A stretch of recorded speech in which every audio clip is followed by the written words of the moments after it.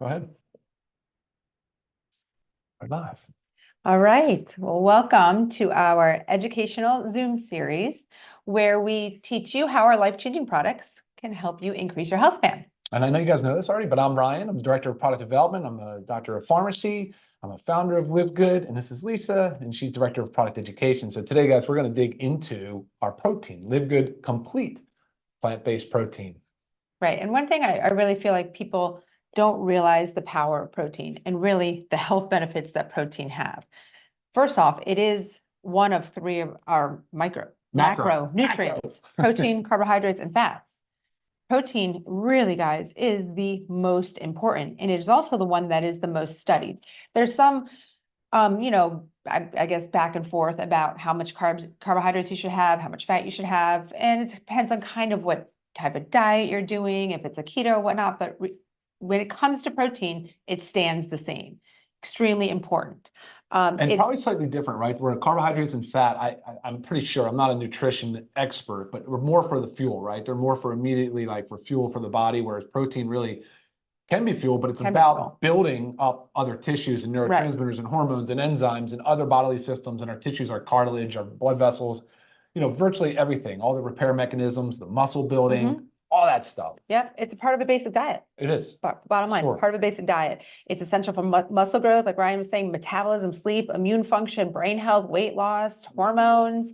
I mean, and bottom line, people are not getting enough. Not getting enough. Look at this, an estimated 1 billion people worldwide suffer from protein deficiency. Right. And I really feel like one of those reasons, okay, I'm going to talk about how much protein you need. We're just going to jump right there. The RDA, recommended daily allowance, is 0.8 grams of protein per kilogram of body weight. So that is the bare minimum. I want to see, I wrote it down where... and that's for sedentary folks. That's to keep you from having Yes. So I'm going to find where I put it, but it is the very, oh, here it is. The very, very low end. It's the lowest end of the AMDR, that's acceptable macronutrient distribution range. The very low end of that, okay? It is designed to just make sure you're surviving. Right, prevent malnutrition. Exactly. So, and I say this a lot, but our goal is not to survive. Our goal is to thrive. Okay, so we don't just want to get by preventing malnutrition. So if they say the very minimum, right, the lowest end is 0.8 grams per kilogram of body weight, and then we're not even achieving that because we kind of see that we're like, oh, I'm getting there, I'm close, I'm not quite there, but maybe close enough. But if that's the lowest end and you're not even getting there, you are deficient in protein. You have maybe just screwed up your hormones. You maybe have, or you've definitely screwed up your metabolism. You might not be sleeping as well. You're not going to feel as well. And one of the things when you're eating, if you don't get enough protein when you're eating, you're not going to feel full. So say if you ever just went and had, like, even if it was a ginormous salad, it was all good stuff on there, but you didn't get your protein. You're gonna maybe an hour later be like, I'm starving, right? You didn't have the protein to help with satiety, to help keep you full. It actually helps regulate the hormone ghrelin that senses your body that you're full. So if you get adequate protein at each meal, it's going to let you, keep you full till the next meal. So that in between nonsense snacking isn't there. So a great rule of thumb is to achieve about 1 gram of protein per pound of body weight. And I know that sounds like a lot, because it is, but more and more research is coming out supporting this. Your health experts are preaching this. Anytime you log on to anything, social media, whatnot, you're seeing that they are saying 1 gram, more protein, more protein, more protein. So think about Ryan, you're about 210 pounds. How am I going to get that, right? So it's a heavy lift for sure. It's a lot of protein. It's a lot. And especially if you're someone that also is watching your caloric intake, right? Maybe you want to lose weight, but yet you're supposed to get 210 grams of protein. How on earth are you going to do that without going over in calories, right? That's also where our supplement of protein powder comes into play, guys. This is so key. Only 106 calories for 20 grams of protein. So say you have your example, breakfast, lunch, and dinner, and you have a hefty amount of protein at each, maybe 30-ish grams. Okay, you're close to 100 right there. Say you want to have this twice a day as snacks. There's another 40, right? Easily, for only, if you had twice a day, 212 calories. It's not something that's going to affect your caloric intake, but it's going to help that protein goal get up there. Yeah, exactly. And for reference, though, from grams per serving, fish, chicken, they can run about 20 grams. 20 to 30. 20 to 30 grams Mhm. for like 3 to 4, maybe 5 ounces of meat. But yeah, you're not typically just housing a chicken breast or a piece of fish by itself, right? Right. You tend to have it along with other food and other carbohydrates. So calorie load does go up. And so that's why protein certainly as one of the main, as a macronutrient, is also really a staple of a healthy weight management program for sure. Right. Right. And some of those, I'm sorry, go ahead. Okay. I was going to say that when people present with questions and ask things like, well, what do I do? I feel so sluggish, I feel so tired, or I feel stressed, or I'm not sleeping well, or my hair is falling out, my skin is thinning, I have premature signs of aging, my joints ache, all these questions. And I'm usually like, well, that's really like, how much protein Right. It's are like, you getting? I know that Right. sounds silly and stupid. That's not the first question I would ask, obviously, but end up getting to the point where let's look at the diet, let's look at the foods, and I can pretty much assure you that you're not hitting protein goals. right. It's an easy change to make It when is. you think about it. So It again, is. the fact that it affects so much, not sleeping well, well, let's address, are you getting enough protein? Right. Just check into that first and see how much just consuming the adequate amount of protein is going to start to roll over into every other health aspect of your body. You're going to start feeling better. Not to mention, it's the key, it really is the key to weight loss, right? It is the key to weight loss because not only does it help keep you full, like we just talked about, but it also helps you put on muscle, and muscle increases your metabolism, right? So therefore, at rest, when you're sleeping, your body's working better for you. It's more efficient. You are burning more calories while you're at rest, while you're sleeping, while you're sitting on the couch. So the more muscle you have, the better. And one of the first signs of aging is muscle loss. And around age 30, this begins at a rate about 3 to 8% per decade, okay? So that's just starting at 30. Most people at 30 are not worried about muscle loss at all. So if you can think about it and you can tap into that, you're going to prevent that decline that we naturally get. So this is for everybody. And the elder population needs even more protein, because think about how much protein they have lost over those decades. How much muscle they've lost. How much muscle they've lost over those decades. Exactly. It accelerates, right? Yep. If you're losing a certain percent every year, it accelerates. Yeah. Right. So Big deal. very important to get your adequate protein. It helps with also your bone mass. Helps maintain bone mass. What are some other things I didn't mention? We're talking about the healthy aging, satiety, cellular health, energy production, tissue repair. More than just our muscles. I mean, it repairs our skin, hair, nails. That's what Ryan was kind of talking about. When you start complaining that your hair is falling out or your hair is thinning or your nails are brittle, add protein in, right? So start to track your protein, start to see how much you're eating and see how you can increase that and how you can really incorporate our, not to mention.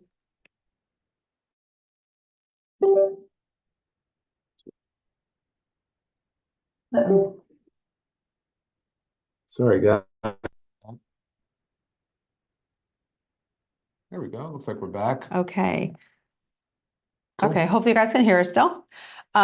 One great thing about this too, guys, is how good it tastes. And if you have not had it yet, you've got to try it. And if you have had it, you're probably sitting there shaking your head. Yes, yes, yes. It is so good. I mean, like a vanilla ice cream, It right? really is. And it mixes so well with anything. And so many of our other powders can also be mixed into it. The reds, the greens, the creatine. I mean, there's so much, the collagen, the coffee. I mean, the coffee.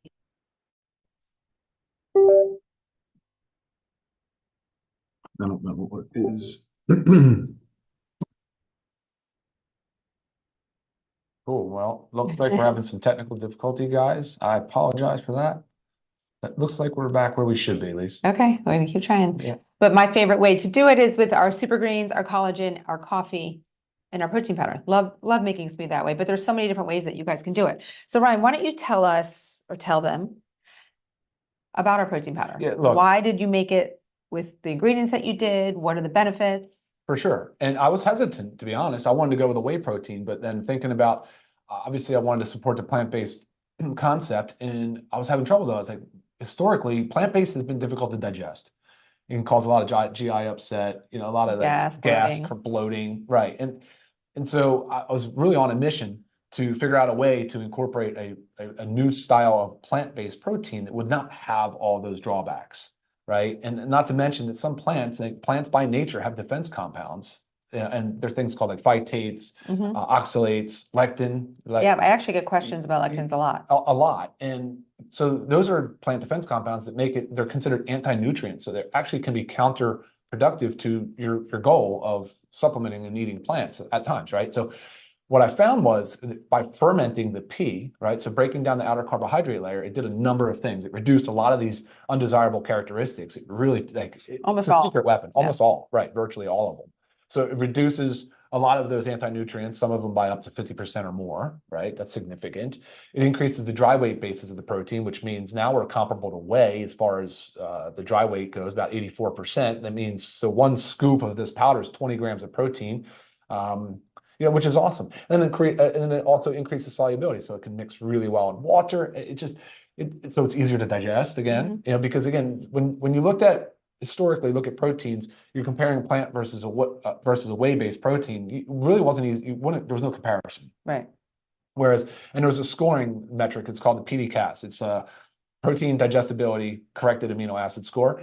And so they're really looking at two components. They're really looking for, is it a complete protein, which means does it contain all 9 essential amino acids in adequate amounts, and really digestibility, like how well are we digesting and absorbing the protein. Whereas whey has been a 1, soy was basically a 1, but has fallen out of favor for other reasons. And now, thankfully, I'm like proud to say that we've got a fermented pea that is a 1. It's a 1. So we're right in the game with whey protein. And how does it have all 9 of essential amino acids? Because I think that's something that most people question. Is we've heard that vegan protein powders are not complete proteins. What have you added to make it has exactly the essential, or it has the amino acid profile, and then it also has organic hemp seed. Well, those two together, right? So typically, what would happen? You would combine plant proteins to make up a complete plant protein profile. We added the organic hemp seed for other reasons too, though, because it's high in essential fatty acids. It has other very unique nutrients, vitamins and minerals. And of course, the flavor profile is fantastic, and it adds just a nice texture and aroma. And so when you taste it, you understand it has a real nice, nutty, kind of earthy, but really delicious, smooth flavor profile to it. So one of the things I do want to mention, that it's not USDA certified organic, but that in my mind is perfectly okay, because I understand the process behind the fermented pea protein. It was their decision not to be organic, so therefore we can't be organic. But I believe in the process so much that I'm okay with it. If you ever listen to us speak, we're very adamant about being organic when possible and understanding what the benefits are. But the hemp is organic. The hemp seed, of course, is organic, USDA certified organic. But overall, because the fermented pea is not, that means the product cannot be where, otherwise it would be qualified. So I keep pushing them along. I'm like, come on, guys, we really do need to, you guys need to get your facility up to that, get it the certification so we can do it as well. So. Right. I mean, and a lot of companies do everything organically, but they choose not to do the certification process because of how expensive it is. Go to any green market and talk to your local farm. Talk to your local people if it's worth it for them to go and try to get a USDA certified organic certification. Right. So when I buy from our local farms, I mean, when I buy from the green markets, I'm totally fine if it doesn't have the organic stamp, because I understand their farming practices and why they chose not to do the organic, just because of the expense. Yeah, it's extremely expensive. And it's sweetened with stevia, so there's no added sugars. So it is keto friendly, it is diabetic friendly, gluten-free, dairy-free. Yep. Again, 106 soy-free, all out, common allergen-free. But again, 106 calories for 20 grams of protein. Yeah. So if you haven't tried it, like I was just saying about the fact that, like, it's easy to digest, and it's like whereas years ago, people would be told that they need to consume more protein, but then would try to do it and then immediately just be like, I'm not doing this. I feel horrible. Right. I feel bloated. I feel crampy. I'm not doing it. And so we don't have that issue anymore, guys. There's no excuse not to be increasing your protein. Right. And some people that I've often get people asking me, well, what about kidney issues? I heard it's hard on the kidneys. That's been sort of mostly disproven. If you have healthy kidneys, then it's high protein consumption is not a problem. If you have compromised kidneys, that's a different story. But we're all working on being healthy and increasing our health span, right? So when it comes to kidney health, again, if you have compromised kidneys, just discuss with your doctor. But really what it is like not having a lot at once, and 20 grams is fine. But again, always talk to doctor about that. Again, $22 for members, guys. $22 for members for 15 servings and $34 for retail. So if you think about that, if you're using this as a snack or a food, that or a meal, that's $1.46 per serving. Well, why don't we talk Pretty about cheap. that? Oh, go ahead. $1.46 per serving. I'm saying $1.46. I mean, you'll go, say you want to go get a snack from the store, you're guaranteed you spend more than $1.46 on your snack and get crappy ingredients, unhealthy product, quick fast food. So- Often asked too, is it a meal replacement? Okay, so it is not a meal replacement. It can be made into one, but I want to talk to you about meal replacements. There's no regulation especially in the US. There's parts of Europe that does have, they regulate what you can put a meal replacement on. So not in the US. So really we could have put a meal replacement stamp on here. But when I tell you 106 calories, guys, is not a meal. There's 1 gram of fat, not a meal. You need to have balanced macros, right, in your meal. So if you see something, I get sent product a lot. Well, this one says a meal replacement. Can you guys make one that's a meal replacement? And I look at it, it's like 90 calories, 12 grams of protein. I'm like, how on earth is that a meal replacement? It's because it's not regulated. There has to be a certain percentages of carbohydrates, proteins, fats, and calories to actually classify itself as a meal replacement. I've given examples how to make it a meal replacement because I drink it as a meal. I drink it first thing in the morning. But I add our collagen to it, our greens, our coffee. I add fruit. Sometimes I'll add some avocado or a full fat yogurt, right? So getting all that fat in there, increasing the calories, making it a meal. So very easy to make into a meal replacement, but this alone, 106 calories, guys, is by no means a meal. So how do I get the most out of it? I'm typically after exercise, I like to use my protein. I like to use the essential aminos prior to. So I'm Right, sort of in a same. fasted state. Early in the morning, I wake up, I'm stay fasted for pretty much all the way through my workout. And then I come home and I hit, of course, like she said, I mix the collagen, the reds and the greens, and then go from there and just load it up with some little bit of frozen fruit. And yeah, it's delicious. It's amazing. But I also, sometimes after dinner, like if you guys have a sweet tooth, I do, easy way to do it is just mix it right in water. It's actually delicious. I'm telling you, you guys got to try it. It's fantastic. But a little after dinner dessert is good for, again, kind of nightcap, finishing off the day. Cool. Awesome. Yeah, I see some questions. I feel like we've covered most of them. Yes, I mean, somebody's just asking specific about protein allowances pertinent to certain health challenges. That's always something to discuss with your doctor that knows the health challenges specifically. But I mean, I don't know, do you want to tap on that at all? It just depends. But diabetics need the protein to help keep themselves full. Your chat is disabled. That was earlier. Oh. Not a problem right now. Okay. All right, awesome. Did you go through this at all? Yes, sure did. All of them? Yeah, we covered them all. Ooh, I only need money. All right, guys. So if there are any other questions, please go ahead and email me, lisa@livegood.com. I'm always available to answer all of your health-related and product-related questions. All right, yeah.